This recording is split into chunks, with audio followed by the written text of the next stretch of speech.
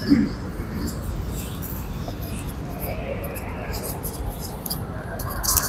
لله وكفى والسلام على عباده الذين اصطفى أما بعد.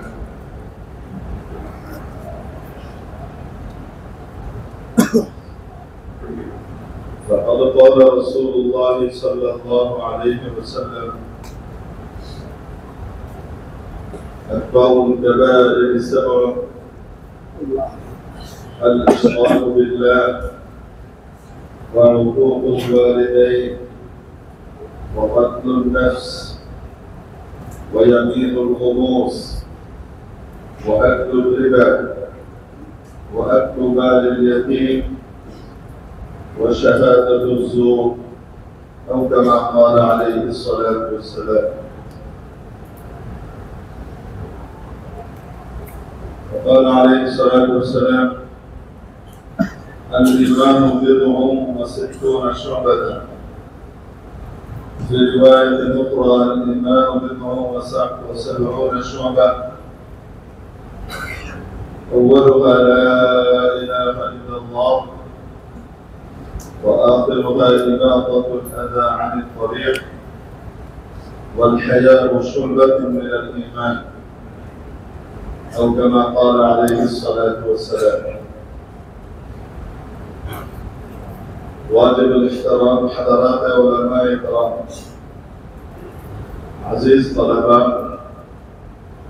ধর্মপ্রাণ ধর্মভীরু সর্বস্তরের সম্মানিত মুসলিয়ানের খান,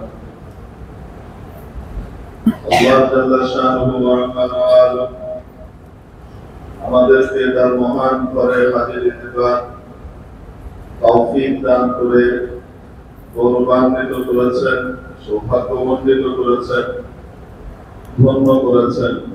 শুকর আদায় করি আলহামদুলিল্লাহ। আলহামদুলিল্লাহ। প্রিয় উপস্থিতি,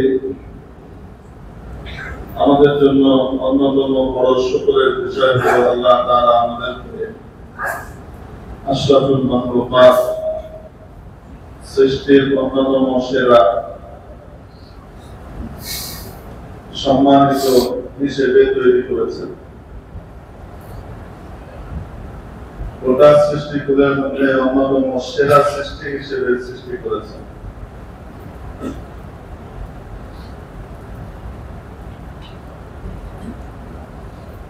সর্বশ্রেষ্ঠ হিসেবে সৃষ্টি করেছেন এটা বলা মুশকিল, তবে সৃষ্টির অন্যতম সেরা হিসেবে সৃষ্টি করেছেন এটা নিশ্চিতভাবে বলা যায়। কারণ কোরআনে কারীমে ইরশাদ হয়েছে: ওয়ালাকাদ কাররামনা বনি আদম, সূরা বনী ইসরাঈলের আয়াত। ওয়ালাকাদ কাররামনা বনি আদম ওয়া হামালনাহুম ফিল বাররি ওয়াল বাহর ওয়া রাযাকনাহুম মিনাত তাইয়্যিবাত ওয়া ফাদ্দালনাহুম আলা কাসীরিন মিম্মান খালাকনা তাফদীলা। নিশ্চয়ই আমি সৃষ্টি করেছি বনি আদমকে, আদম সন্তানকে নিশ্চয়ই আমি সম্মানিত করেছি আদম সন্তানকে। একবারের সম্মানের চূড়ান্ত সীমায় নিয়ে গেছি তা নয়, কাররামনা ভাবে তাফঈল থেকে ইস্তেমাল করা হয়েছে, যার মধ্যে তাদরিজের খাসিয়ত পাওয়া যায়।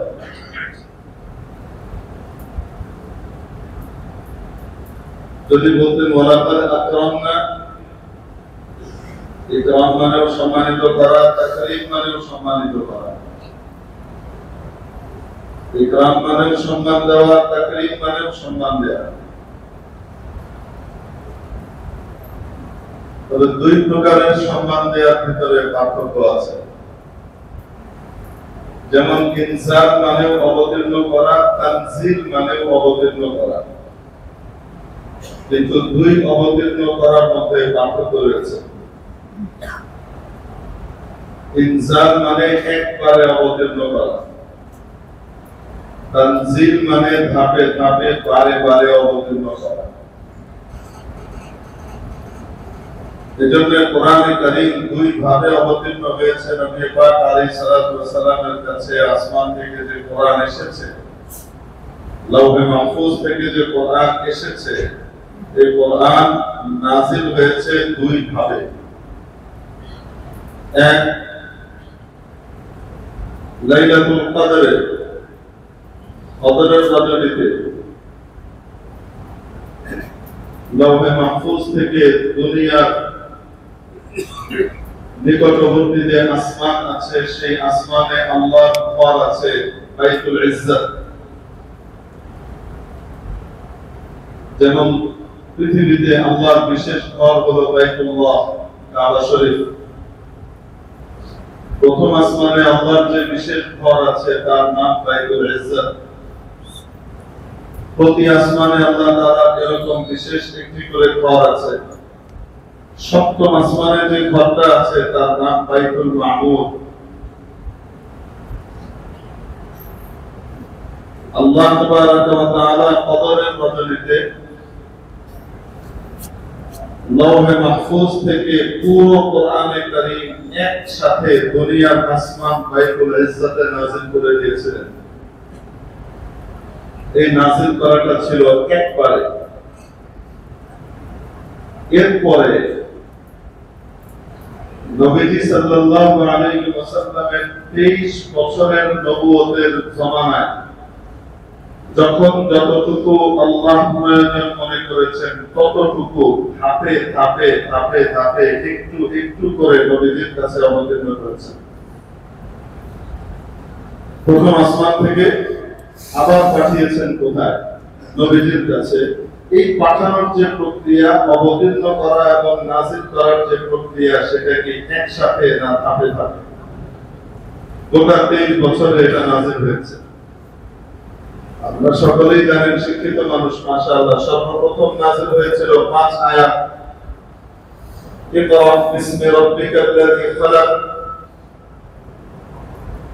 পড়ুন আপনার প্রভুর নামে যিনি সৃষ্টি করেছেন।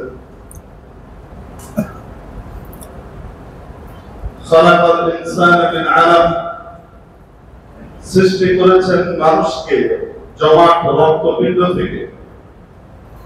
ইকরা ওয়া রাব্বুকাল আকরাম, পড়ুন এবং আপনার রব বড় সম্মানিত। আল্লাযী আল্লামা বিল কলম, যিনি শিক্ষা দিয়েছেন কলমের মাধ্যমে। আল্লামাল ইনসানা মা লাম ইয়ালাম, শিখিয়েছেন মানুষকে তা যা সে জানতো না।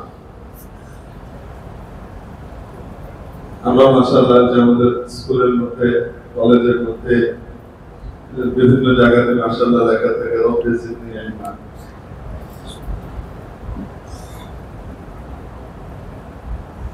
প্রভু আমার জ্ঞান বাড়িয়ে দেন। কোন জ্ঞানকে আল্লাহ এবং রাসূলের দৃষ্টিতে জ্ঞান বলা হয় আর কোনটাকে পেশাবিদ্যা বলা হয়, এই জিনিসটাও আমাদের জানা দরকার। একটা হলো পেশাবিদ্যা আর আরেকটা হলো জ্ঞান। পেশাবিদ্যা মানুষকে দুনিয়াতে চলবার পথ দেখায়, দুনিয়ার উপার্জনের সিস্টেম শেখায়।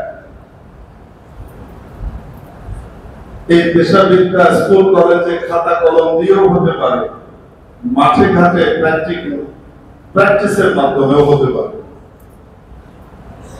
একজন কৃষিজীবী হয়তো জীবনে কোনোদিন স্কুলে যাননি, কিন্তু উনি যে ধান উৎপাদন করার, ক্ষেত করবার যে বিদ্যাটা উনি রপ্ত করেছেন, সেটা স্কুল কলেজে পড়ে কোনো ব্যক্তি রপ্ত করতে পারবে না।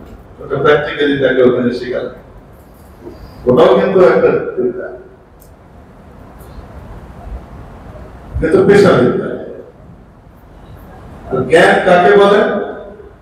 জ্ঞান বলে এমন জিনিসকে, যে জিনিস, যে জ্ঞান, যে বিদ্যা তার স্রষ্টা সম্পর্কে তাকে অবগত করায়, যে বিদ্যা তার সৃষ্টির সূচনায় তাকে নিয়ে যায়, যে বিদ্যা সৃষ্টির সূচনা লগ্ন থেকে ধাপে ধাপে তার কিভাবে উন্নতি হয়েছে সে বিষয়ে তাকে পরিচিত করায়, যে বিদ্যা তাকে দুনিয়ার ওপারের আসল জীবন সম্পর্কে, সত্যিকারের বেঁচে থাকবার এবং সুখে থাকবার ব্যবস্থাপনা শেখায়। এজন্য লক্ষ্য করে দেখেন কোরআনে কারীমের সর্বপ্রথম ৫ আয়াত, সেই আয়াতের মধ্যে আমরা শুধু একটুখানি বলি। আল্লাহ বলেছেন পড়ো, পড়তে বলেছে, রিড রিড রিড, তাহলে জ্ঞান হতে হবে। কিন্তু কি পড়তে হবে? কোন পড়ার প্রতি আল্লাহ উদ্বুদ্ধ করছেন? দুনিয়ার কোন পড়া শিখতে আল্লাহ নিষেধ করেন। ইঞ্জিনিয়ারিং বিদ্যা, প্রকৌশল বিদ্যা শেখা নিষেধ নয়, ইসলাম এনকারেজ করে। মেডিকেল সায়েন্স শেখা নিষেধ নয়, ইসলাম উদ্বুদ্ধ করে। অন্যান্য বিদ্যা শেখা নিষেধ নয়, ইসলাম উদ্বুদ্ধ করে। কিন্তু ইসলাম বলে তুমি যাই শিখো না কেন, সবার আগে তুমি তোমার রবকে চেনো, সবার আগে তুমি তোমার মালিককে চেনো, সবার আগে যিনি তোমাকে সৃষ্টি করেছেন, তোমাকে নাই থেকে হ্যাঁ এবং অস্তিত্বের মধ্যে এনেছেন, তাকে সবার আগে চেনো এবং তার গোলামি করবার জন্য নিজেকে সঁপে দাও, তাহলে তুমি সত্যিকারের জ্ঞানী। নতুবা আবু জেহেলের জ্ঞান ওই যুগে সবচেয়ে বেশি ছিল, এত বেশি জ্ঞান ছিল, এত বেশি পাণ্ডিত্য ছিল যে মানুষ তাকে উপাধি দিয়েছিল আবুল হাকাম বা আবুল হিকাম, মহাজ্ঞানী। কিন্তু সেই জ্ঞান তাকে আল্লাহ পর্যন্ত পৌঁছায়নি, আখিরাত পর্যন্ত পৌঁছায়নি, বাস্তব জীবন সম্পর্কে তাকে সতর্ক করেনি, তার চক্ষুকে নির্বিঘ্নিত করেনি। তো রাসূল পাক আলাইহিস সালাতু ওয়াস সালাম এই মহাজ্ঞানীর উপাধি দিয়েছিলেন। সে আবুল হাকাম নয়, আবুল জাহল, গণমূর্খ, মহামূর্খ। তাহলে জ্ঞান কাকে বলে? যে জ্ঞান মানুষকে তার স্রষ্টা সম্পর্কে জ্ঞাত করে। এজন্য পৃথিবীর যে কোনো পেশাজীবী হোক না কেন, পেশাবিদ্যা অর্জন করুক না কেন, ইসলাম নিষেধ করে না। ইসলাম বলে পাণ্ডিত্য অর্জন করো, তবে ওটার মধ্যেই তোমাকে সবার আগে সামনে রাখতে হবে, তোমার রবকে তুমি চিনেছ। আমার বাচ্চাকে আমি কোথায় পড়ালাম? এটা পড়াবো না, ওটা পড়াবো না, এটা পড়াবো, কত রকমের কারিকুলাম আছে, পড়াবো, অবশ্যই পড়াতে পারি। যে যাই পড়াই না কেন, ইসলাম শেখায় তোমার বাচ্চাকে সবার আগে মুসলমান বানাও, তোমার বাচ্চাকে সবার আগে কালিমা শেখাও। ইসলাম আইনের ভাষায় বলেনি, ইসলাম উদ্বুদ্ধকরণের ভাষায় বলেছে। নবীজি শিখিয়েছেন যে ব্যক্তি প্রথম কালিমা হবে, প্রথম বাক্য হবে লা ইলাহা ইল্লাল্লাহ, আর পৃথিবী থেকে যাওয়ার সময় তার শেষ বাক্য হবে লা ইলাহা ইল্লাল্লাহ, দাখালাল জান্নাহ, সোজা জান্নাতে যাবে, কোনো বিচার বিচার নাই। শেষেরটা লা ইলাহা ইল্লাল্লাহ বানানোর দায়িত্ব তো যে ব্যক্তি জীবন ধারণ করছে তার। কিন্তু প্রথম কালিমা লা ইলাহা ইল্লাল্লাহ তার মুখ থেকে বের করার দায়িত্ব কার? সেটা কি তার না তার বাবা মা, তার সোসাইটি? ওটা তো তার বাবা মা তাকে শেখাবে। যে বাচ্চার চোখের সামনে বাবা মা উচ্চারণ করে লা ইলাহা ইল্লাল্লাহ, তার আশপাশের পরিবেশে উচ্চারিত হয় লা ইলাহা ইল্লাল্লাহ, কথায় কথায় উচ্চারিত হয় ইনশাআল্লাহ, মাশাআল্লাহ, আলহামদুলিল্লাহ, আল্লাহ, এই জিকিরগুলো উচ্চারিত হতে থাকে। যে বাচ্চার আশপাশে এগুলো উচ্চারিত হয়, সেই বাচ্চার প্রথম শব্দটাই মুখ ফুটে আল্লাহ। সেই বাচ্চা যখন পূর্ণ কালিমা, পূর্ণ বাক্য বলে, তো তখন তার মুখ থেকে বের হয় লা ইলাহা ইল্লাল্লাহ। এটা তো বাবা মা তাকে শেখাবে। ইসলাম শেখাচ্ছে, কত সুন্দর পদ্ধতিতে ইসলাম বলছে, আদেশের ভাষায় নয়, উদ্বুদ্ধকরণের ভাষায়। চিরস্থায়ী জীবনের সুখ শান্তি তোমার বাচ্চাকে দিতে চাও, তুমি পার্থিব জীবনের 30, 40, 50, 60, 70, 100 বছর হায়াতের জন্য, তোমার বাচ্চার সুন্দর ভবিষ্যৎ নির্মাণের জন্য তুমি কত টাকা, কত অর্থ, কত বিত্তকে খরচ করো, তুমি কত দিকে কত কিছু করছো। আহা, আর চিরস্থায়ী জীবনের সুখ শান্তির ব্যবস্থা কি তুমি করবে না? ও বাবা মা, তোমার দায়িত্ব সর্বপ্রথম বাচ্চার মুখ থেকে যেন বের হয় লা ইলাহা ইল্লাল্লাহ। আমার স্ত্রী দেখবে সারাদিন স্টার জলসা, আমার স্ত্রী দেখবে জি সিনেমা, আমি দেখবো নাটক ইত্যাদি, চারিদিকে বাঁচতে থাকবে দৃষ্টি দৃষ্টি দৃষ্টি, আর আমার বাচ্চার মুখ দিয়ে বেরোবে লা ইলাহা ইল্লাল্লাহ। আমি আশা করে বসে আছি। তবে সবার আগে পরিবর্তন নিজেকে করতে হবে, নিজের বাচ্চার ভবিষ্যৎ তৈরি করতে হবে, নিজেকে সবার আগে তৈরি করতে হবে। পৃথিবীতে মানুষকে সুখ শান্তি সমৃদ্ধির পথ দেখাবার জন্য, একজন মানুষকে সুপথ প্রাপ্ত বানাবার জন্য মানুষ কি করে?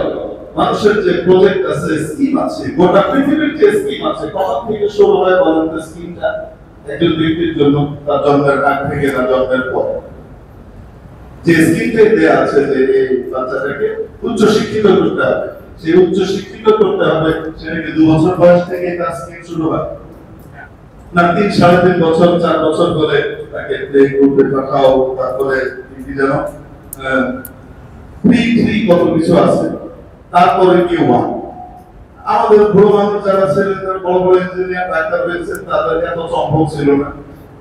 তো বইটা হাতে নিয়ে বেরোতেন সকাল 10টায়, সকালবেলা যেতেন মক্তবে, ফজরের নামাজের পরে দাদা দাদি নানা নানি সব উঠে পাঠায় দিত, মসজিদে যা, মসজিদে গিয়ে মক্তবে পড়ে আয়, আলিম বা ওই সময় আলিম বা তাসা এত উন্নত সিস্টেমের শিক্ষকও ছিল না আমাদের দেশে, কিন্তু আলহামদুলিল্লাহ যারা ছিলেন তাদের মাধ্যমে আমরা তো দিনটা পেয়েছি, এজন্য তাদের প্রতি আমরা কৃতজ্ঞ।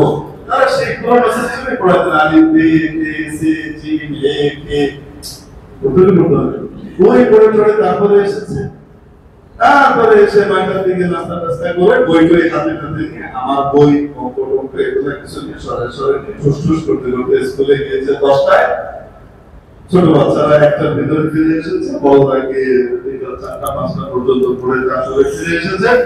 ওই পুরোনো আমলের পড়া দিয়ে মাশাআল্লাহ ইঞ্জিনিয়ার হয়েছে, ডাক্তার হয়েছে, যে যে বিদ্যার পারদর্শী হয়েছে, প্রত্যেকের পড়ালেখা বইয়ে না, ইন্টারনেটে না, সব কোথায় যে পড়ালেখাটা করেছেন সেটা কোথায় আছে? মাথায় আছে। সেই পুরোনো আমাদের এই পড়ে তারা কিন্তু সবকিছু মাথায় রপ্ত করেছেন, আমাদের কিন্তু সব ডিভাইসের ভিতরে থাকে। কোনো কিছু জিজ্ঞেস করলে, একটা সূত্র জিজ্ঞেস করলে তারা কিন্তু সুন্দরই আছে।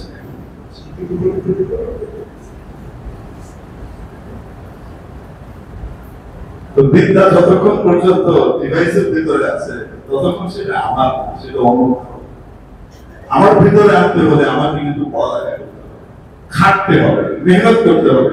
আমাদের মুরব্বীরা যে মেহনত করে পড়ালেখা করেছেন এবং তাদের ভিতরে মাশাআল্লাহ বাবা মা মুরব্বী তাদের প্রতি, অন্যান্যদের প্রতি যে আদব কায়দার, আদব লেখাদের যে বিশাল এক সৃষ্টি সংস্কৃতি সভ্যতা, ওটা কিন্তু আস্তে আস্তে বিলুপ্ত হয়ে যাচ্ছে। আমাদের কিন্তু আসলে মানবতা মনুষ্যত্বের সর্বোচ্চ চূড়ায় আরোহণ করা দরকার, শুধু পুঁথিগত বিদ্যা নয়, আমাদেরকে আরো উন্নত চরিত্র অবলম্বন করা দরকার। আল্লাহ তাআলা আমাদের গোটা সমাজকে তৌফিক দান করেন। আসলে এটা আসে শিক্ষা ব্যবস্থার মাধ্যমে। বিগত 17-18 বছর ধরে ধীরে ধীরে শিক্ষা ব্যবস্থাকে যে জায়গাতে নিয়ে যাওয়া হয়েছে, তারপরেও আমাদের বাচ্চাদের ভিতরে এখনো যে মানবতা বোধ আছে, মনুষ্যত্ব বোধ আছে, ভালো মন্দ বিচার করবার ক্ষমতা আছে এবং প্রয়োজনে তারা ভালোকে প্রতিষ্ঠা করবার জন্য নিজের জীবনকে বাঁচিয়ে রেখে সামনে এগিয়ে যায়, এটা নিরন্তর আল্লাহর পক্ষ থেকে দেওয়া বিশেষ নিয়ামত, নতুবা শিক্ষা ব্যবস্থার বরকত নয়।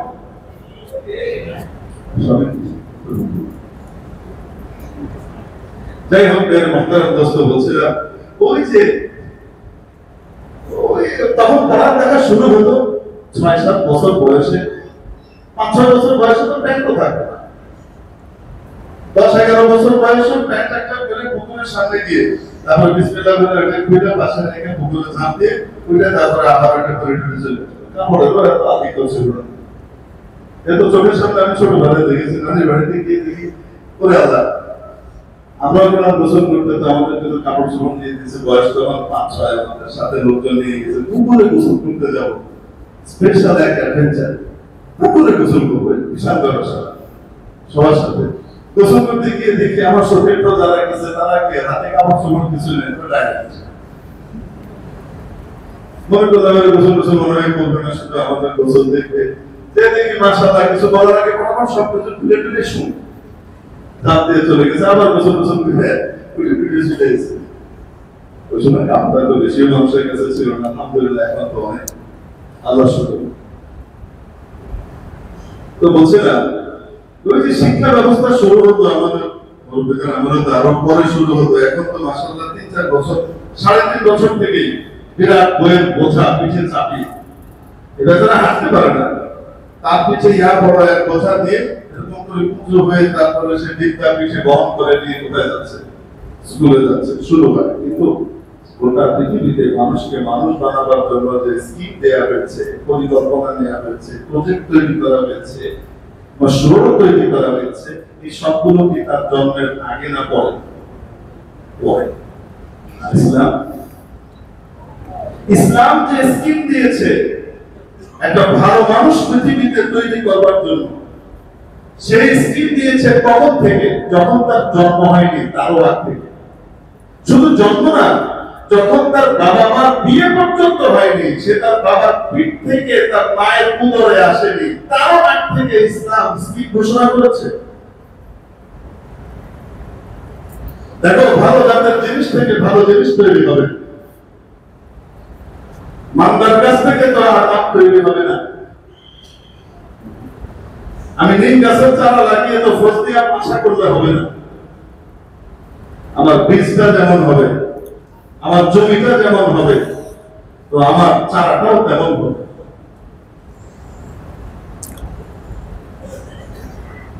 বাবা এবং মায়ের মাধ্যমে আল্লাহ তাবারক ওয়া তাআলা দুনিয়াতে মানুষ আনেন। বাবা মার শরীর যদি হালাল রক্তে প্রতিপালিত হয়, বাবা মার ভিতরে যদি ঈমানদারি থাকে, বাবা মার ভিতরে যদি আল্লাহকে মানার যোগ্যতা থাকে, তাহলে সন্তানের ভিতরে সেটা প্রভাব এবং আসর করে। হারাম দিয়ে প্রতিপালিত শরীর দিয়ে কখনোই নেককার পরহেজগার আব্দুল কাদের জিলানী সাহেব পয়দা হবে না, জুনায়েদ বাগদাদি পয়দা হবে না। এজন্য ইসলাম শেখায় যে দেখো, বিয়ে করার আগে তোমাকে চিন্তা করতে হবে তুমি কাকে বিয়ে করছো, কোন জায়গায় বিয়ে করছো। বিয়ে করে মানুষ কয় দিক দেখে। ইহুদিরা দেখতো এক জিনিস, খ্রিস্টানরা দেখতো আরেক জিনিস, আরবের সম্ভ্রান্ত বংশীয় লোকজন দেখতো আরেক জিনিস। ইসলাম বলে এগুলোর কোনোটাই না, মূল হবে অন্য কিছু। নবীজি সাল্লাল্লাহু আলাইহি ওয়াসাল্লাম ইরশাদ করেন, তুনকাহুল মারআতু লিআরবা'। একজন নারীকে বিয়ে করা হয় চার জিনিস দেখে। লিমালিহা, টাকা পয়সা দেখে, পাত্রী দেখে। ইহুদিদের চলছিল এটা। ইহুদিরা আল্লাহ তাআলা এদেরকে খুব ভালো বলি বানিয়েছে, বংশানুক্রম। যে এক্সেপশন থাকে, বিপরীত যদি দেখেন ব্যতিক্রম, সেটা এক্সেপশন। এত শুরু জমানা থেকে মহাবলী, একদম যখন থেকে তাদের নবী এসে তাদেরকে হেদায়েত করেছে, তার আগ থেকে এদের বিভিন্ন মাথা থেকে পা পর্যন্ত লোভ আর লোভ, টাকা ছাড়া কিছু বোঝে না। এখনো আপনি দেখবেন গোটা পৃথিবী ইকোনমি কন্ট্রোল করে না। পিছিয়ে একটা জায়গায় বসে আছে কিন্তু বিকল্পের মতো বিস্ফোরা, মধ্যপ্রাচ্যের বিস্ফোরা। এখানে বসে আমেরিকার সিস্টেম কন্ট্রোল করে, ওখান থেকে বিশ্ব মূল্যনীতি, গোটা পৃথিবীর অর্থনীতি কন্ট্রোল করে। সব কিছু কাকে উঠাবে কাকে নামাবে, এগুলো হচ্ছে বেশি বেশি শয়তানি করে। টাকার সাথে এদের সম্পর্ক বহু আগে।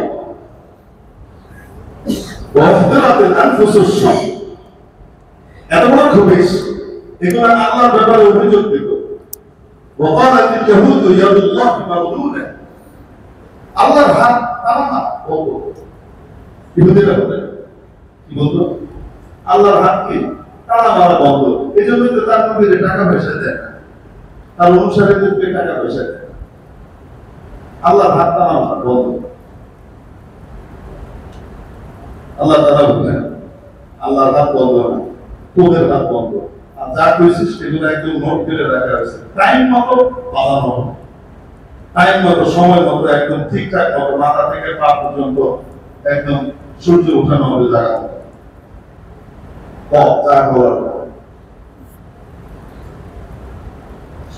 ইহুদিরা দেখতো টাকা পয়সা, মেয়ের টাকা পয়সা দেখবে, বাপ ধনী কিনা, ঢাকা শহরে পাঠিয়েছে, সব ভিজে ভিজে এসে ঢাকা শহরে পাঠিয়েছে, টাকা দিয়ে বিয়ে করা। এই টাকা দেখে বিয়ে করা, এটা হলো ইহুদিদের সিস্টেম। খ্রিস্টানরা দেখতো রূপ সৌন্দর্য, ওয়ালি জামালিহা, নবীজি বলেন ওয়ালি জামালিহা, এই নম্বর হলো রূপ সৌন্দর্য থেকে বিয়ে করা। শুধু রূপবতী দেখে যদি বিয়ে করে আর অন্য জিনিস না দেখে, তাহলে ইনশাআল্লাহ তাআলা সারা জীবন কান ধরে উৎকোষ করার জন্য আঙ্গুলের ইশারায় রেখে গলার ভিতরে জিনজির লাগবে। উঠবেন, বাস। শুধু যদি রূপ সৌন্দর্য দেখে বিয়ে করা হয়, বলে হাসাবিহা, আর ওটা এদের চাইতে বুদ্ধিমান ছিল। এরা দেখতো বংশ গৌরী, চৌধুরী খান, এটা ওটা কি আমাদের উচ্চ বংশীয়, তার বংশ গৌরীর মধ্যে। এবং বাংলায় একটা কথা আছে, যাদের মেয়ে কালো ভালো, গঙ্গার ধোলাও ভালো। বংশ যদি ভালো থাকে তো তাহলে অন্যান্য গুণগুলো না থাকলেও দুনিয়ার জীবনটা মোটামুটি সুন্দর হয়। এটা বলে মানুষ, আর ওরা এটাকে ফলো করবে। এই কথা এসেছে গঙ্গার জল ধোলাও ভালো। এখান থেকে আপনাকে বুঝে নিতে হবে এই কথাটা উৎপত্তি কোথা থেকে এসেছে। এটা মুসলমানদের তরফ থেকে কিন্তু নয়। গঙ্গাকে স্পেশাল মর্যাদা দেওয়া, মা গঙ্গা হিসেবে তাকে আখ্যায়িত করা, এটা কাদের চেতনা? মুসলমানদের। আমাদের মূর্তি পূজক ভাইদের হুজুর ওদেরকে ভাই বলি, ভাই তো আমার বংশীয় ভাই, মুসলমান আমার ধর্মীয় ভাই, যত অমুসলিম আছে তারা আমাদের বংশীয় ভাই। আমাদের আব্বা আম্মা হযরত আদম আলাইহিস সালাম, হযরত হাওয়া রাদিয়াল্লাহু তাআলা আনহা বংশধর, এজন্য বংশীয় ভাই, কিন্তু ধর্মীয় ভাই নয়। তো পৌত্তলিকদের ভিতরে এই চল ছিল, এবং আরবের পরাও ছিল পৌত্তলিক, মূর্তি পূজক। ওই জিনিস এখানেও এসছে ওইভাবে, বংশ গৌরীর মধ্যে বিয়ে করা, এটা তারা করতেছে। আর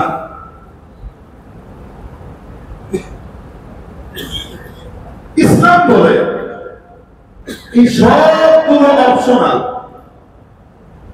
যেগুলো উল্লেখ করা হলো এগুলো অপশনাল, থাকলে ভালো, না থাকলে কোনো অসুবিধা নাই। কিন্তু মৌলিক জিনিস যেটা দেখতে হবে এক নম্বর, সেটা হলো ওয়ালি দীনিহা, তার দিনদারি পরহেজগারি দেখে বিয়ে করা। যাকে বিয়ে করতে যাচ্ছে সে ধার্মিক, সে খোদাভীরু, সে আল্লাহকে ভয় করে। তাকে বাড়িতে কেন যে কোনো জায়গায় রেখে চলে গেলেও তার কাছ পর্যন্ত অন্য কেউ এসে পৌঁছাইতেই পারবে না, কারণ সে জানে আমার উপরে কার ক্যামেরা আছে, আল্লাহ ক্যামেরা আছে। সে আল্লাহর দিকে তাকিয়ে থাকে, আল্লাহকে সে ভয় করে। বলে দিনিহা, নবীজি বলেন তুনকাহুল মারআতু লিআরবা, এজন্য নারীকে বিয়ে করা হয় চার দিক থেকে, তার ধন সম্পদ থেকে, তার যে রূপ সৌন্দর্য দেখে, তার বংশ কৌলিন্য দেখে, তার দিন ধর্ম দেখে। নবীজি বলেন ফাফার বিযাতি দ্বীন, দিনদার নারীটিকে জিতে নাও। দিনদার নারীটির মাধ্যমে তুমি বিজয়ী হও, তারিবাত ইয়াদা, তোমার কপাল খুলে যাবে। মুত্তাফাকুন আলাইহি, হাদিস বুখারীতেও আছে, মুসলিমেও আছে, হাদিস বিভিন্ন কিতাবে আছে। তবে ইসলাম শিখায় এখনো পর্যন্ত মানুষ তার দুনিয়াতেই আসে নাই, তার আগেই তার বাবাকে তার মাকে শিখাচ্ছে, তার আগে স্কিম দিয়ে রেখেছে। ভালো মানুষ দুনিয়াতে আনতে চাও তাহলে তোমার জমিন ভালো লাগবে। ভালো মানুষ আনতে চাও, নিজের পেটকে হালাল রাখতে, মাথা থেকে পা পর্যন্ত শরীরটাকে হালাল রাখতে উজ্জীবিত করতে হবে। হারামের বিষ ঢুকিও না। হারামের বিষ ঢুকানোর সবচেয়ে বড় ক্ষতি হলো সন্তানকে হায়া হয়ে যায়। সন্তানের ভিতরে হায়া শরম কমে যায়। আর হালালের উপরে টিকে থাকবার সবচেয়ে বড় লাভ হলো, চাই সে কাফির হোক, তার সন্তানের ভিতরে হায়া শরম থাকে, চক্ষু লজ্জা থাকে, বাবা মার প্রতি আলাদা একটা দৃষ্টি। এজন্য দুনিয়ার বিভিন্ন পুঁজিবাদী সিস্টেম কি শেখায়, যেভাবে পারো টাকা উপার্জন করো, মাশাআল্লাহ, টাকা উপার্জন, এটাই হলো তোমার জীবনের অভিষ্ট লক্ষ্য। এটাকে সামনে রেখে তুমি চলো।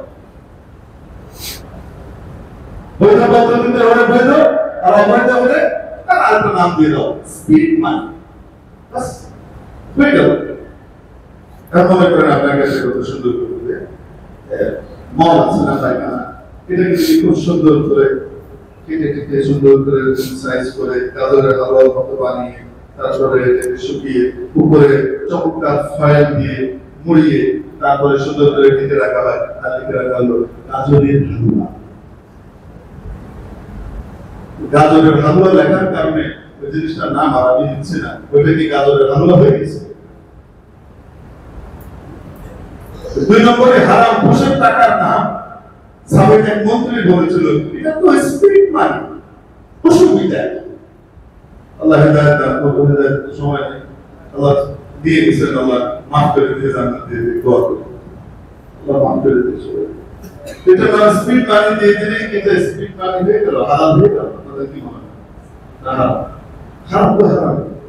আর হারামকে যদি হারাম মনে করে কেউ করে, জীবনে কোনো সময় হলে তার ভিতরে রিপেন্টেন্স আসবে, অনুশোচনা আসবে, তওবা করবে, আল্লাহর কাছে মাফ চাইবে, আল্লাহ অন্যায় করে ফেলেছি, হারামটাকে এখন কিভাবে বাঁচা যায় সেটার জন্য একটা চিন্তা করবে। কিন্তু হারামকে যদি হারাম মনে করে আর বৈধ করে মনে করে, জীবনে কোনোদিন তো তওবাই করবে না, জীবনে যে পচা জিনিস নিয়ে সে কবরে চলে যাবে। এই জন্য দুটোর ভিতরে পার্থক্য আছে না। একজন মানুষ হারামকে করে কিন্তু কি মনে করে করে, হারাম জেনে করে। তাহলে কি হবে? কোনো না কোনো কিছু তওবা করতে হবে, এটা থেকে পবিত্র হওয়ার জন্য সে চেষ্টা করতে পারবে। জীবনে কোনোদিন তার ভিতরে অনুশোচনা আসতে পারে, জীবনে কোনোদিন তার ভিতরে পরিবর্তন আসতে পারে। কত মানুষ আছে তার জীবনকে পরিবর্তন করে জাহান্নামের পথ থেকে ফিরিয়ে জান্নাতের পথে পথিক হয়ে গেছে। একসময় শরাব খেত, মদ খেত, ওখান থেকে নিজের জীবনকে পরিবর্তন করে পৃথিবীর শ্রেষ্ঠ মনিতে পরিণত হয়েছে, সব হারাম ছেড়ে আল্লাহর প্রিয় বান্দা হয়ে গেছে। হযরত মালিক ইবনে দিনার রাহমাতুল্লাহ আলাইহি জ্বলন্ত প্রমাণ। হযরত হাবিব আজমি রাহমাতুল্লাহ আলাইহি জ্বলন্ত প্রমাণ। শরাবী ছিলেন, হাবিব আজমি শরাবী ছিলেন, মদ খেয়ে টান হয়ে পড়ে থাকতেন। কোন যুগে? যে যুগে মদ খেলে বেত্রাঘাত করা হতো, প্রকাশ্যে বেত্রাঘাত করা হতো, পিটানো হতো, কেন মদ খেলো। ওই যুগের মধ্যেও কি করতেন? লুকিয়ে লুকিয়ে মদ খেতে খেতে মাঝে মাঝে মদ এমন ভাবে হতো যে রাস্তার ভিতরে টান হয়ে পড়ে গেছে। এমন লোক নমস্কার তো বহু দূরের কথা। একদিন মাতার অবস্থায় ট্রেনের পাশে পড়া, ওই অবস্থায় হুঁশ এসেছে। হুঁশ আসার পরে দেখে একটু দূরে বিসমিল্লাহির রহমানির রহিম লেখা একটা কাগজ পড়ে আছে। ওটা দেখে মনের ভিতরে এসেছে আল্লাহর নাম মাটিতে পড়ে আছে, আল্লাহর নাম মাটিতে পড়ে আছে, আমি তো কোনো গুনাহ না। ওটাকে উঠিয়ে নিয়ে সুন্দর করে ধুয়ে পরিষ্কার করে আল্লাহর নাম এটার প্রতি সম্মান দেখিয়ে উপরে রেখে দিয়েছে। রাতে স্বপ্ন দেখতেছে, কেউ এসে বলছে হাবিব, গায়েবে আওয়াজ আসতেছে, হাবিব আমার মনের প্রতি তুমি যে ইচ্ছা প্রদর্শন করেছো, তোমাকে আমি নিকৃষ্ট স্তর থেকে উৎকৃষ্ট স্তরে নিয়ে আসলাম। সকালবেলায় তওবা করেছেন, যুগ শ্রেষ্ঠ ওলি হয়ে গেছেন। কত মানুষ দুনিয়ার তার হারাম কাজ থেকে ফিরে হালাল পথে এসে দুনিয়ার সবচেয়ে উন্নত স্তরে চলে গেছে, আল্লাহর নিকটবর্তী বান্দা হয়ে গেছে। কখন হয়? যখন সে হারামকে হারাম জানে, হারাম মনে করে। আর যদি মনে করে এটা হালাল বৈধ, তাহলে কি তওবা করবে, অনুশোচনাতে আসবে। এজন্য এই সমস্ত স্পিরিট মানিটারি বলে মলমূত্রকে হালুয়া বানানোর প্রয়াস চালানো ঠিক না। আল্লাহ তাবারক ওয়া তাআলা আমাদের মানবার তৌফিক দান করেন। কোন ব্যক্তির ভিতরে যখন হালালের উপরে চলবার যোগ্যতা তৈরি হয়, পেটটাকে হালাল অল্পই হোক, অল্পই তার ইনকাম, হালাল কিন্তু কমই হয়ে যাবে। হালালের ভিতরে রাতারাতি ধনী হওয়ার কোন সিস্টেম, খেটে খুঁটে ধীরে ধীরে আস্তে আস্তে ধীরে ধীরে ধনী হয়। হঠাৎ রাতের বেলায় ফুল ছিল, সকাল বেলায় আগুন ফুলে কলা গাছ হয়ে গেছে, বট গাছ হয়ে গেছে, এরকম ইসলামের ভিতরে এমন কোন সিস্টেম হ্যাঁ আছে। যদি উত্তরাধিকার সূত্রে পায় অথবা যদি কেউ তাকে গিফট করে দেয় তাহলে সেটা ভিন্ন কথা। কিন্তু নর্মালি খেটে খুঁটে কেউ কি করবে, সকাল রাতের বেলায় করে সেটা সকাল বেলায় বিশাল ধনী হয়ে গেছে, হুট করে ঘুম থেকে উঠে দেখে, এরকম কোন সিস্টেম দেখে। মুখতারাম দোস্ত, ইসলাম শেখায় নিজেকে হালালের উপরে রাখো। দুই, তোমার স্ত্রী যাকে তুমি গ্রহণ করবে তার ভিতরে দিনদারির দিকটাকে সবচেয়ে আগে প্রাধান্য দাও। যে দিনদার, পরহেজগার, আল্লাহ ভীরু। এবার তোমাদের মাঝখানে যে সম্পর্ক হবে, এই সম্পর্কের ভিতরে আল্লাহ তাবারক ওয়া তাআলা আরো উৎকৃষ্ট মানের ভালো মানুষ পয়দা করবেন। উৎকৃষ্ট মানের ভালো মানুষ পয়দা করবেন। হযরত শেখ সাদি রহমাতুল্লাহ আলাইহি অদ্ভুত কথা বলছেন। ভদ্রলোক যেমন বড় কবি ছিলেন, আর পুরো গ্রন্থগুলো গবেষণা করলে দেখা যায় একজন বড় সমাজ বিজ্ঞানী এবং রাষ্ট্রবিজ্ঞানীও ছিলেন। ওনার দুইস্তার ভিতরে 8টা চ্যাপ্টার, তার ভিতর প্রথম চ্যাপ্টারটি হলো রাষ্ট্রবিজ্ঞান, লম্বা চড়া আলোচনা।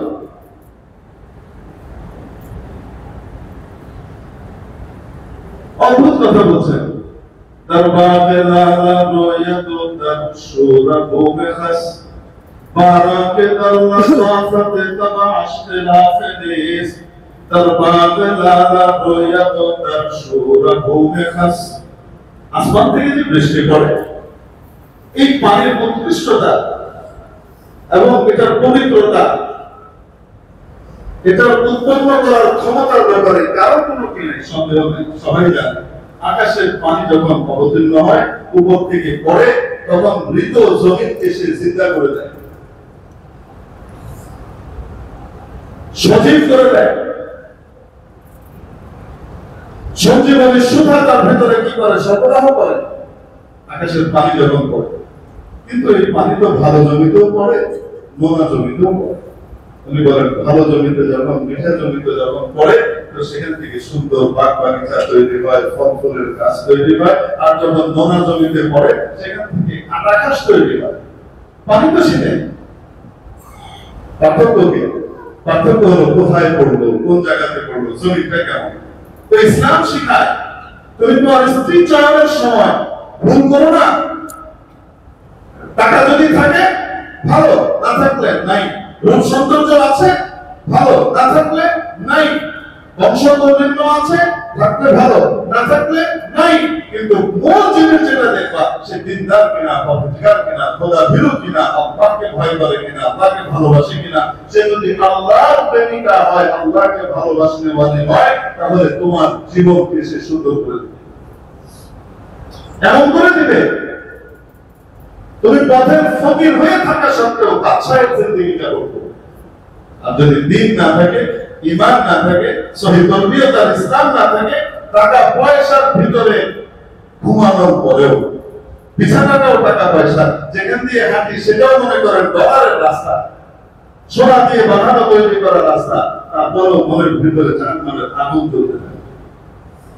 অনেক বড় টাকা পয়সার মালিক, রাত খাবার সময় এসেছে, শীতকালে ওই খাবার গুলা ফ্যাক্টরি থেকে এসেছে, ফ্যাক্টরির মালিক ইন্ডাস্ট্রিয়ালিস্ট, সারাদিন কত খাটাখাটি করতে হয়। একজন ইন্ডাস্ট্রিয়ালিস্টকে কি পরিমাণ মাথায় প্রেশার দেওয়া লাগে, এটা কল্পনাই করা যায়। কারণ যে পরিমাণ তার কাছে ওয়ার্কার আছে, এদের প্রত্যেকের বেতন সময় মতো মাসের প্রথম তারিখে এবং 5 তারিখের ভিতরে শোধ করতে হবে। এই টেনশন নিয়ে এসে ঘুমায়, এই টেনশন নিয়ে এসে উঠে। আমরা শুধু তার পাশের গাড়িটা, ল্যান্ড ক্রুজারটা, তার বিএমডব্লিউটা দেখি, কিন্তু তার মাথার ভেতরে কি পেরেশানি আর অস্থিরতা থাকে, এটা তো আমরা বাইরে থেকে দেখতে পাই। মুখে হাসে, মানুষের সাথে দেখা করে, কিন্তু মাথার ভেতরে টেনশন চলতেছে। আমার তো মাসের 25 তারিখ, আর 5 দিন পরে, আর 6 দিন 7 দিন পরে তো আমাকে 7,000 মানুষের বেতনের ব্যবস্থা করতে হবে, 7,000 ফ্যামিলির বেতনের ব্যবস্থা করতে হবে। তার এই টেনশন নিয়ে কিন্তু তাকে চলা লাগে। কত কষ্ট করে পেরেশানি নিয়ে বেচারি আসলো বাড়িতে, রাত বাজে বেশি না, কয়টা, 9টা। করবো খাবার দিলাম, একশো খাও, রাখা আছে, যাও খেয়ে দাও। আরে তুমি খাবে না, তোমার সাথে খাবো, আসলে একটা একসাথে বসে খাই। আমি এখন ব্যস্ত আছি, তুমি দেখছো না কি ব্যস্ত আছে, তুমি টেলিভিশন দেখতেছো। আরে খাবারটা ঠান্ডা হয়ে গেছে, খুব ফরওয়ার্ড, যাও নিজে নিজে গরম করে খাও।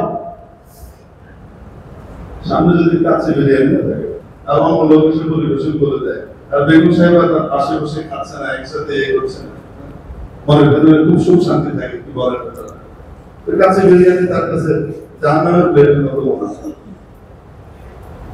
সাধারণ দিন মজুর সারাদিন কাটাকাটি করে রাত 11টার সময় বাড়িতে গেছে, মানে আধা রাত পার হয়ে গেছে।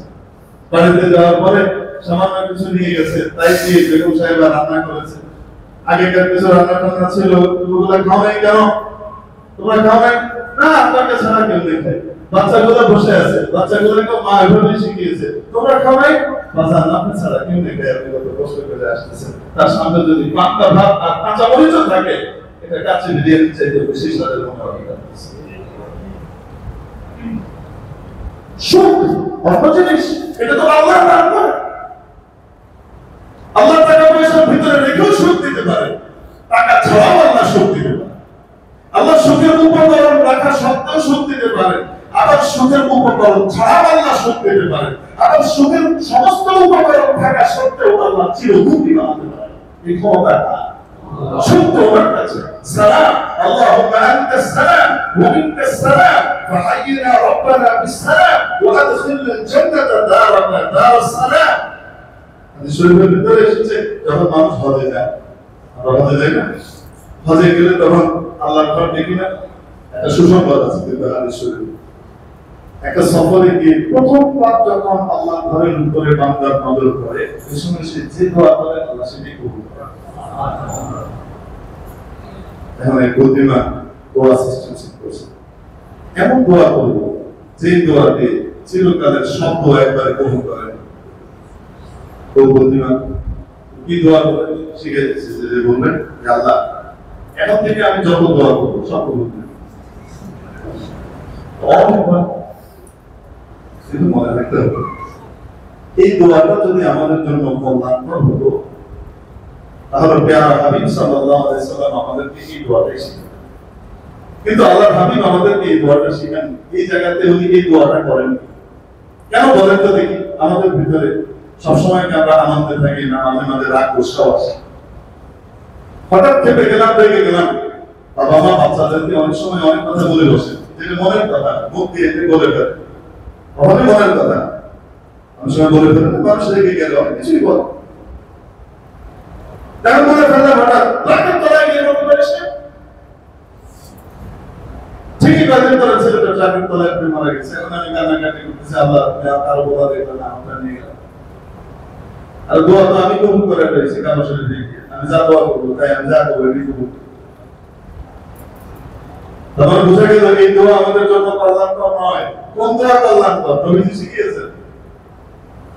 সে দোয়ার ভিতরে প্রথম অংশ ছিল কাবা শরীফের সম্মান সংক্রান্ত, এরপরে যারা কাবা শরীফের জিয়ারতে আসে তাদের সম্মান সংক্রান্ত, লাস্টে গিয়ে দোয়ার যে অংশ সেটা হলো আল্লাহুম্মা আনতাস সালাম, আয় আল্লাহ আপনি শান্তি, ওয়া মিনকাস সালাম শান্তির উৎসরণ আপনার কাছ থেকেই ঘটে, আপনার কাছ থেকেই আসে। ফাহাইয়িনা রাব্বানা বিসসালাম, অতএব হে আমাদের রব আপনি আমাদেরকে যতদিন জীবিত রাখেন শান্তিতে রাখেন, দুনিয়ার জীবনটা শান্তি দিয়ে ভরে দেন। ওয়া আদখিলনা জান্নাতা দারানা দারাস সালাম, দুনিয়া থেকে নিয়ে যাবেন আপনার শান্তির বাড়ি জান্নাতে, আমাকে আপনি সরিয়ে দেন। তাহলে দুনিয়া থেকে আমি আল্লাহর কাছে চেয়ে আসলাম, আল্লাহ আমাকে দুনিয়ার জীবনটা শান্তিময় করে দেন। আল্লাহ শান্তি টাকা দিয়েও দিতে পারে, টাকা ছাড়াও দিতে পারে। আল্লাহ শান্তি বিরাট বক্সা লেখায় রেখেও দিতে পারে, আল্লাহ শান্তি কোণে ঘরে রেখেও দিতে পারে, যে কোনো অবস্থায় আল্লাহ দিতে পারে। তো মেরে মুহতারাম দোস্ত, এজন্য বলছিলাম যে ইসলাম মানুষকে কি শেখায়? ইসলাম মানুষকে তো এমন স্কিম, এমন প্রজেক্ট দিয়েছে যে ভালো মানুষ দুনিয়াতে আনতে চাও, যখন ওই মানুষটার জন্ম হয়নি, ইভেন তার বাবা মার বিয়ে হয়নি, তার আগ থেকেই ইসলাম শেখাচ্ছে যে তোমার ভবিষ্যতে ভালো মানুষ আনতে হলে তোমার জীবন সঙ্গী ভালো হতে হবে, তোমার জীবন সঙ্গী ভালো হতে হবে। যখন গোটা হবে আল্লাহ দিনদার পরহেজগার নেককার হয়ে যাবে। নবীজি সাল্লাল্লাহু আলাইহি ওয়াসাল্লাম এটা শিখালেন। ইতিহাসের মধ্যে একজন বিখ্যাত মুহাদ্দিস ছিলেন, হাদিস বিশারদ, আমিরুল মুমিনিন ফিল হাদিস বলা হতো, হাদিস সম্রাট বলা হতো। ইমাম বুখারীর উস্তাদের উস্তাদ ইমাম আবু হানিফার সরাসরি ছাত্র, ইমাম বুখারীর দাদা উস্তাদ। এবং ইমাম বুখারী আক্ষেপ করে আফসোস করে বলেছিলেন, ইস আমার জীবনের সমস্ত হাদিস দিয়ে দিতে আমি রাজি ছিলাম যদি শুধু আব্দুল্লাহ ইবনে মুবারকের কাছে আমি একটা হাদিস করতে পারতাম। এটা বিলমান এত উঁচু মাপের হাদিস বিশারদ ছিলেন। দুনিয়াতে যত বড় হাদিস বিশারদ মুহাদ্দিসিন এসেছেন, তাদের ভিতরে তাহাদিস যত বেশি হোক না কেন, কেউ না কেউ জরাফ করেছেন। ইমাম বুখারীর ব্যাপারে ইমাম জুহরি জরাফ করেছেন, যারা মানে আপত্তি তুলেছেন। কিন্তু ইতিহাসের ভিতরে একজন ব্যক্তি, যে ব্যক্তির ব্যাপারে শুধু তাদিল আর তাদিল, সকলেই তার ব্যাপারে ভালোই বলেছেন, কেউ তার ব্যাপারে কোনো সমালোচনা কখনোই করেননি, এই একজন ব্যক্তি হলেন ইমাম আব্দুল্লাহ ইবনে মুবারক। অনেক বড় মাপের হাদিস বিশারদ ছিলেন, ফকিহ ছিলেন। ওনার আব্বার নাম মুবারক।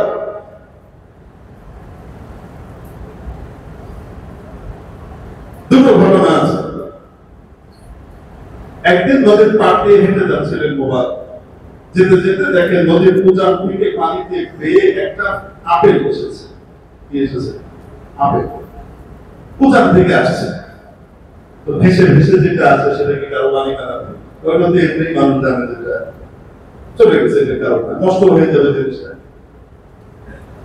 পেয়েছে, খেয়ে ফেলেছে। খাওয়ার পরে হঠাৎ মনে হয়েছে কার জিনিস, কার জিনিস, কার জিনিস ফেলা, অনুমতি নেই। এখন হঠাৎ চিন্তা করতে করতে ভেবে চিন্তে বের করলেন, যেহেতু নদীর প্রধান থেকে আসছে, তার মানে উপরে গেলে এটার গাছ পাওয়া যেতে পারে বা খোঁজ পাওয়া যেতে পারে। যেতে যেতে যেতে যেতে মাইলের পর মাইল হাঁটতে হাঁটতে হঠাৎ এক জায়গায় দেখে নদীর উপরে একটা আপেলের বাগানের থেকে একটা গাছের শাখা এভাবে ঝুলে আছে, এবং সেটার মধ্যে ওই টাইপের আপেল দেখা যায়। তার মানে বোঝা গেল এখান থেকে হয়তো টুক করে পড়েছে, সেটা ভেসে ভেসে ওখানে গেছে।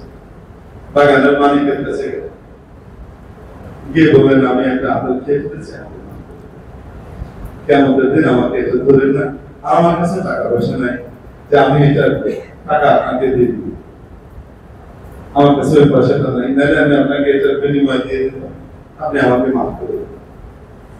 বাগানের মালিক ছেলের দিকে তাকিয়ে বলছে, মাফ করতে পারি, একটা শর্ত। কি শর্ত? বসো। ওখানে বসিয়ে দেখে ভেতরে গিয়েছে, গিয়ে বেগম সাহেবাকে যে বলছে একটা ভালো ছেলে পেয়েছে, এরকম ছেলে কম মুশকিল, অদ্ভুত টাইপের একটা ছেলে পেয়েছে, আমাদের তো একটা মেয়ে আছে, এই মেয়েটাকে কারণের কাছে তো বিয়ে দিতে হবে, আমার কাছে মনে হয় এই ছেলেটাকে ছেড়ে দিলে আমাদের মেয়েটা সরে যাবে। ছেলেটা কবর দক্ষিণ, কিছু নাই, টাকা পয়সা নেই। তো স্ত্রী বলছে, আপনি যেটা ভালো মনে করেন, আমার কোনো আপত্তি নেই। অনেকে এসে ছেলেকে বলছে, মুবারককে বলছে, আচ্ছা তুমি তোমাকে মাফ করতে পারি একটা শর্তে, আমার একটা মেয়ে আছে, এই মেয়েটা অন্ধ, গভীর, বোবা, ল্যাংড়া, খোড়া, লুলা, এই মেয়েটাকে তোমার বিয়ে করতে হবে। যদি বিয়ে করো, রাজি হও, তোমার সেই আপেলের বিয়ে মাফ করবে। এই ব্যক্তির ভিতরে এমন অস্থিরতা যে আল্লাহর কাছে আমার মাফ চাইতে হবে।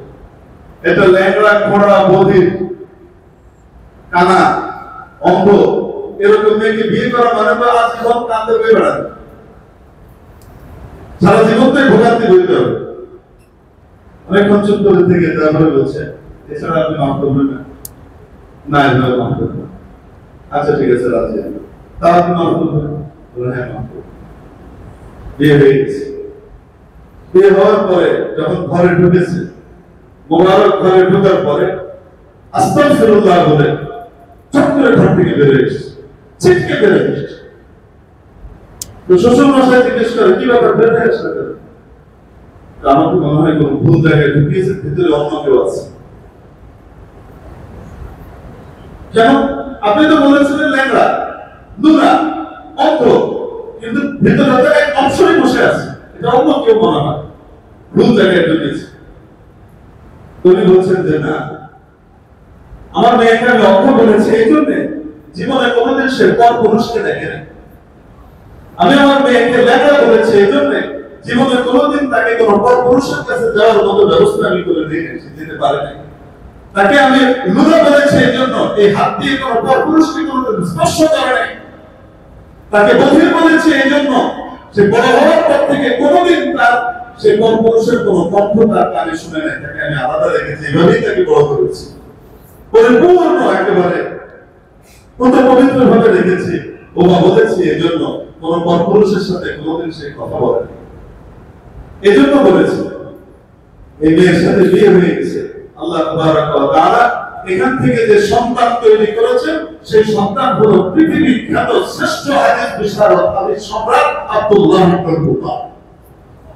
বুখারী খুলেন, মুসলিম খুলেন, তিরমিজি খুলেন, আবু দাউদ খুলেন, মুসনাদ আহমদ খুলেন, তাহাবী খুলেন, হাদিসের এমন কোন কিতাব নাই যে কিতাবের ভিতরে আব্দুল্লাহ ইবনে মুবারকের রিওয়ায়াত নাই। কিভাবে পয়দা হয়েছে? ইসলাম শিখিয়েছে যে তোমার স্ত্রী চয়নের সময় তোমাকে দেখতে হবে তার দিনদারি কত বেশি। বেশি দেখো না, আল্লাহ এমনি দিবে। ধন সম্পদ দেখো না, দিনদারি সবচেয়ে বড় ধন। এরকম করে দোস্তের জন্য বলছিলাম যে আল্লাহ তাবারাক ওয়া তাআলা মানুষকে যে দিনদার বানানোর, ভালো মানুষ তৈরি করার যে স্কিম দিয়েছে ইসলাম, সেটা তার জন্মের আগ থেকেই দিয়ে দিয়েছে। যে আলোচনা শুরু করেছিলাম সেটা তো শেষ হয়নি, বরং বলা যায় শুরুই হয়নি। আল্লাহ তাওফীক দিলে ইনশাআল্লাহ আগামী জমা দেব। ওয়া আখিরু দাওয়ানা আলহামদুলিল্লাহি রাব্বিল আলামিন। সারা রাত কবর জমা